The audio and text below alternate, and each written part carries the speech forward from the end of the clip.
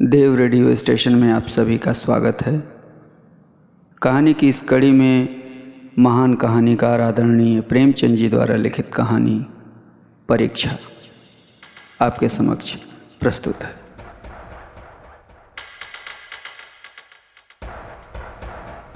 नादिर शाह की सेना ने दिल्ली में कत्लेआम कर रखा है।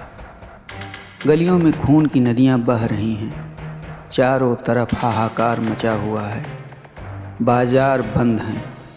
दिल्ली के लोग घरों के द्वार बंद किए जान की खैर मना रहे हैं। किसी की जान सलामत नहीं है। कहीं घरों में आग लगी हुई है, कहीं बाजार लुट रहा है। कोई किसी की फरियाद नहीं सुनता। रईसों की बेगमें महलों से निकाली जा रही हैं और उनकी बेहुरमती की जाती है। ईरानी सिपाहियों की रक्त पिपासा किसी तरह नहीं बुझती। मानव हृदय की क्रूरता, कठोरता और पैशाचिकता अपना विकरालतम रूप धारण किए हुए है। इसी समय नादिर शाह ने बादशाही महल में प्रवेश किया। दिल्ली उन दिनों भोग विलास का केंद्र बनी हुई थी।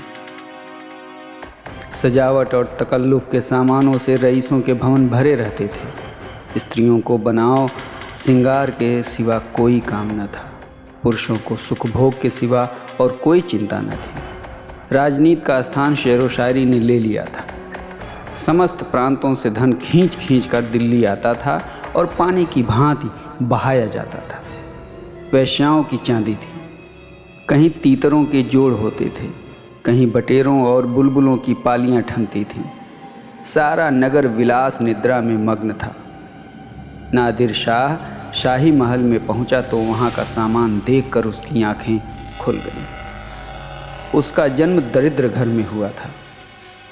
उसका समस्त जीवन रणभूमि में ही कटा था। भोग विलास का उसे चस्का न लगा था। कहाँ रण क्षेत्र के कष्ट और कहाँ यह सुख साम्राज्य। जिधर आंख उठती थी उधर से हटने का नाम न लेती थी। संध्या हो गई थी। नादिर शाह अपने सरदारों के साथ महल की सैर करता और अपनी पसंद की चीज़ों को बटोरता हुआ दीवाने खास में आकर कारचोबी मसनद पर बैठ गया। सरदारों को वहाँ से चले जाने का हुक्म दे दिया। अपने सब हथियार खोल कर रख दिए और महल में दरोगा को बुलाकर हुक्म दिया, मैं शाही बेगमों का नाच देखना चाहता हूँ। तुम इसी वक्त उनको सुंदर वस्त्राभूषणों से सजाकर मेरे सामने लाओ। खबरदार, ज़रा भी देर ना हो। मैं कोई उज्र या इनकार नहीं सुन सकता। दरोगा ने यह नादिर शाही हुक्म सुना तो होश उड़ गए। वो महिलाएं जिन पर कभी सूर्य की दृष्टि भी न पड़ी कैसे इस मजलिस में आएंगी। नाचने का तो कहना ही क्या, शाही बेगमों का इतना अपमान कभी न हुआ था। हाँ नरपिशाच, दिल्ली को खून से रंग कर भी तेरा चित्त शांत नहीं हुआ। मगर नादिर शाह के सम्मुख एक शब्द भी जबान से निकालना अग्नि के मुख में कूदना था। सिर झुकाकर आदाब बजा लाया और आकर रनिवास में सब बेगमों को नादिर शाही हुक्म सुना दिया। उसके साथ ही यह भी इत्तला दे दी कि ज़रा भी तामुल न हो। नादिर शाह कोई उज्र या हीला न सुनेगा।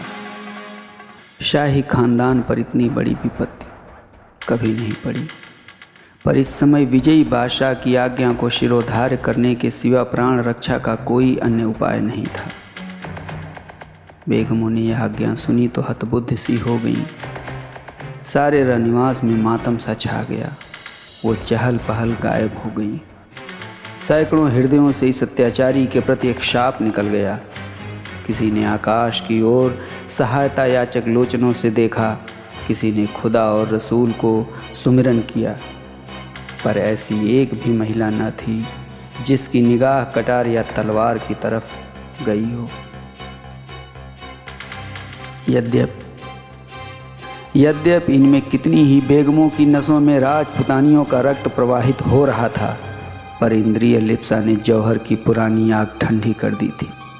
सुखभोग की लालसा आत्मसम्मान का सर्वनाश कर देती है। आपस में सलाह करके मर्यादा की रक्षा का कोई उपाय सोचने की मोहलत न थी। एक एक पल भाग्य का निर्णय कर रहा था। हताश होकर सभी ललनाओं ने पापी के सम्मुख जाने का निश्चय किया। आंखों से आंसू जारी थे, दिलों से आहें निकल रही थीं, पर रत्न जटित आभूषण पहने जा रहे थे। अश्रु सिंचित नेत्रों में सुरमा लगाया जा रहा था और शोक व्यथित हृदयों पर सुगंध की लेप की जा रही थी। कोई केश गूंथती थी, कोई मांगों में मोतियां पिरोती थी। एक भी ऐसे पक्के इरादे की स्त्री न थी जो ईश्वर पर अथवा अपनी टेक पर इस आज्ञा का उल्लंघन करने का साहस कर सके।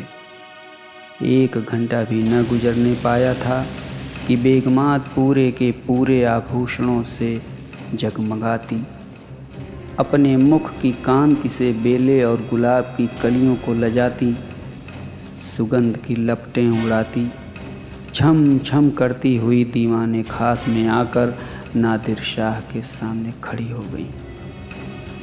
नादिर शाह ने एक बार कनखियों से इस परियों के दल को देखा और तब मसनद की टेक लगाकर लेट गया। अपनी तलवार और कटार सामने रख दी। एक क्षण में उसकी आंखें झपकने लगीं। उसने एक अंगड़ाई ली और करवट बदल ली। जरा देर में उसके खर्राटों की आवाज़ें सुनाई देने लगीं। ऐसा जान पड़ा कि वो गहरी निद्रा में मग्न हो गया है। आध घंटे तक वह वहाँ पड़ा सोता रहा और बेग में ज्यों की त्यों सिर नीचा किए दीवार के चित्रों की भांति खड़ी रहीं। उनमें 2-1 महिलाएं जो ढीठ थीं, घूंघट की ओट से नादिर शाह को भी देख रही थीं और आपस में दबी जबान में कानाफूसी कर रही थीं। कैसा भयंकर स्वरूप है, कितनी रणोन्मत्त आँखें हैं, कितना भारी शरीर है, आदमी काहे को है, दैव है। सहसा नादिर शाह की आंखें खुल गईं।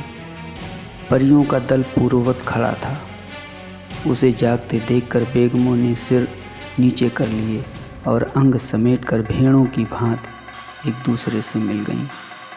सबके दिल धड़क रहे थे कि अब यह जालिम नाचने गाने को कहेगा, तब कैसे क्या होगा। खुदा इस जालिम से समझे, मगर नाचा तो न जाएगा, चाहे जान ही क्यों न जाए। इससे ज़्यादा जिल्लत अब न सही जाएगी। सहसा नादिर शाह कठोर शब्दों में बोला, ए खुदा की बंदियों, मैंने तुम्हारा इम्तहान लेने के लिए बुलाया था और अफसोस के साथ कहना पड़ता है कि तुम्हारी निस्बत मेरा जो गुमान था वो हर्फ ब हर्फ सच निकला। जब किसी कौम की औरतों में गैरत नहीं रहती तो वह कौम मुर्दा हो जाती है। देखना चाहता था कि तुम लोगों में अभी भी कुछ गैरत बाकी है या नहीं, इसलिए मैंने तुम्हें यहाँ बुलाया था। मैं तुम्हारी बेहुरमती नहीं करना चाहता था।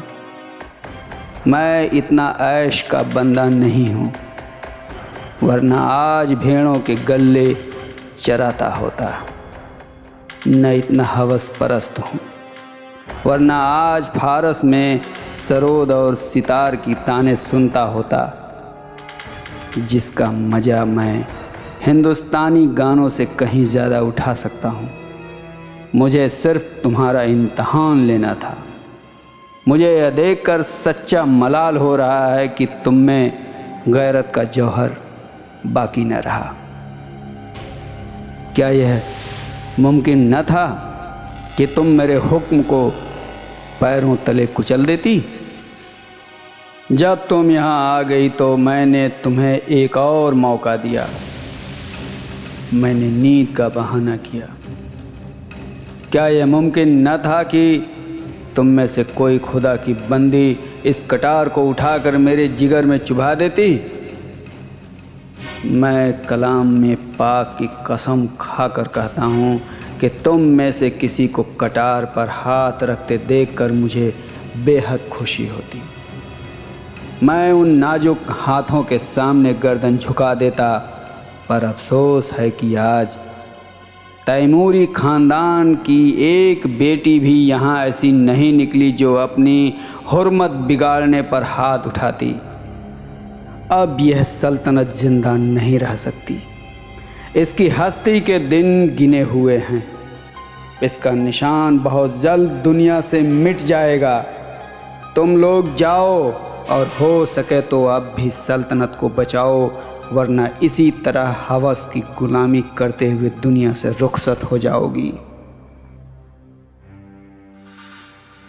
कहानी की इस कड़ी में आप सुन रहे थे महान कहानीकार आदरणीय प्रेमचंद जी द्वारा लिखित कहानी परीक्षा। अगली कड़ी में एक नई कहानी के साथ फिर उपस्थित होऊंगा। तब तक के लिए देवव्रत का प्रणाम।